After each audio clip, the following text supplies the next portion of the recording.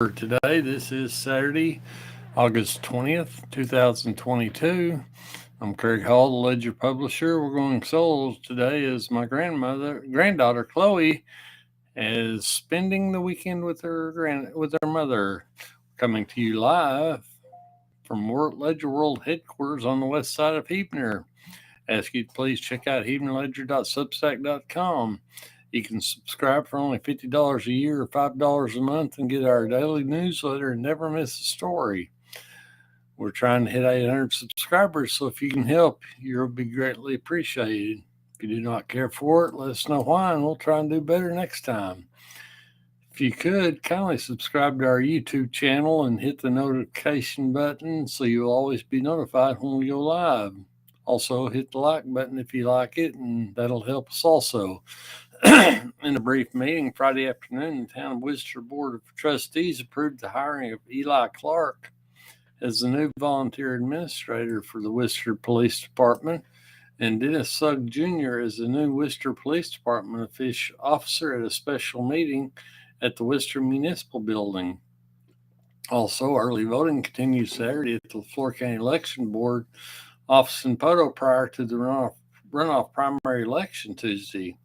And the LeFlore County Sports Scoreboard for Friday, fast pitch softball, Arkoma won twice. They defeated Smithville 10-0 and Watts 11-1. Cameron defeated Tallahassee 12-3. Red Oak blanked Hebner 13-0. Howe 5, Davenport 4, Fairland 9, Howe 0. Pecola won twice, beating Stigler 4-0 and Fairland 7-1. Spiro defeated McCartan 11-3, and Whitesboro down Buffalo Valley 6-4. Fall baseball, Worcester 22, Cameron 0, McCartan 9, Howe 1, Chattanooga 15, Whitesboro 5, Worcester 5, Hennessy 1. Actually, that was softball. This is two softball scores. Worcester 5, Hennessy 1, and Worcester 2, Kremlin Hillsdale 1. There'll be a benefit dinner for Dr. Scott Parham's medical expenses at 11:30 a.m. Saturday in the Hebner cafeteria. There'll be a spaghetti dinner and live auction be held to assist the family's medical expenses. Parham is a Hebner graduate and must take off work for a month to complete treatments. Music during the event will be performed by Nick and Hunter McGowan. In today's weather report, we'll have partly cloudy skies early with clouds increasing during the day and a chance of isolated thunderstorms overnight. High is forecast to be 93 degrees with low of 72 degrees. Sunrise was at 6:42. Sunset is at 8 p.m. Average temperatures for August 20th are a high of 94 and a low of 68. Records for the day were a high of 106 in 2000, a low of 57 in 1994. Last year on August 20th, the high was 93 with a low of 77. Friday's high was 91 with a low of 69. On the calendar of events for today, funeral service for Emma Brock is 10 o'clock at Evans Chapel of Memories in Poto. Burial will follow at the Oakland Cemetery in Poto. She was born January 11th, 1970 in Tallahassee and passed away August 16th, 2022 in Fort Smith. Funeral service for Wyvon, I hope I said that right, Crossland, is 10 a.m. at Covenant Church in Poto with Reverend Keith Williams officiating. Burial will follow at the Fairview Cemetery in Panama under the direction of Evans and Miller Funeral Home. She was born July 21st, 1966 in Wichita, Kansas, and passed away August 16, 2022 in Fort Smith. And as we mentioned earlier, there is the benefit for Scott Parham. High school softball, Hebner, Howe, and Pecola are scheduled to be in action at the Red Oak Festival. Whitesboro is competing at the Tupelo tournament. In high school baseball, Worcester's at the Eastern Oklahoma State College tournament. Also, in non-sports, there's a daddy-daughter dance from 6 to 8 p.m. this evening at the Reynolds Center. Funeral service for Sandra Gentry, 65 Worcester, is 2 p.m. Monday at Ellis Chapel Church in Worcester with Sister Carolyn Langston officiating. Burial will fall at the Maxey Cemetery in Worcester under the direction of Evans and Miller Funeral Home. She was born January 18th, 1957 in Patterson, California, and passed away August 17th, 2022.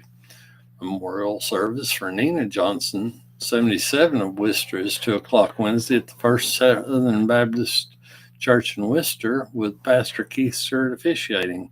Burial will follow at the Ellis Chapel Cemetery in Worcester under the direction of Evans and Miller Funeral Home. She was born May 3rd, 1945 in Seattle and passed away August 17th in Worcester. Also, funeral service for Glenn Athey, 65 of Poto, is 10 a.m. Tuesday at Evans Chapel of Memories in Poto, with Jim Cook officiating.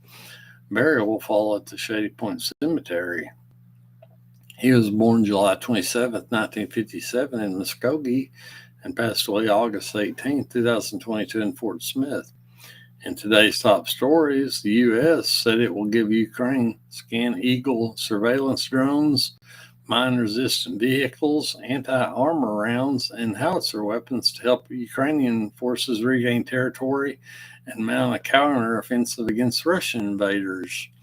A senior defense official told reporters that a new $775 million aid package will include 15 Scan Eagles, 40 mine-resistant ambush-protected vehicles known as MRAPs with mine-clearing rollers, and 2,000 anti-armor rounds that can help Ukrainian troops move forward in the south and east, where Russian forces have placed mines.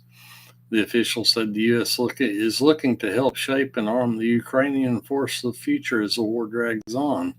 President Joe Biden announced he will host a White House summit next month that aimed at combating a spate of hate-fueled violence in the U.S. as he works to deliver on his campaign pledge to heal the soul of the nation. The White House announced Friday Biden will host the United We Stand Summit on September 15th, highlighting the corrosive effect of violence on public safety and democracy. On this date in history, in 1986, a postal employee went on a deadly rampage at a post office in Edmond, shooting 14 fellow workers to death before killing himself. In 1862, the New York Tribune published an open letter by editor Horace Greeley calling on President Abraham Lincoln to take more aggressive measures to free the slaves and end the South's rebellion. In 1866, President Andrew Johnson formally declared the Civil War over months after fighting had stopped. In 1910, a series of forest fires swept through parts of Idaho, Montana, and Washington, killing at least 85 people and burning some 3 million acres. In 1953, the Soviet Union publicly acknowledged it had tested a hydrogen bomb. 1988, a ceasefire in the war between Iraq and Iran went into effect. 5 years ago, actor, comedian, and telephone host Jerry Lewis died of a heart disease in Las Vegas at the age of 91. We thank all of you for joining us. We hope that you have a great Saturday and an awesome weekend. Again, thanks and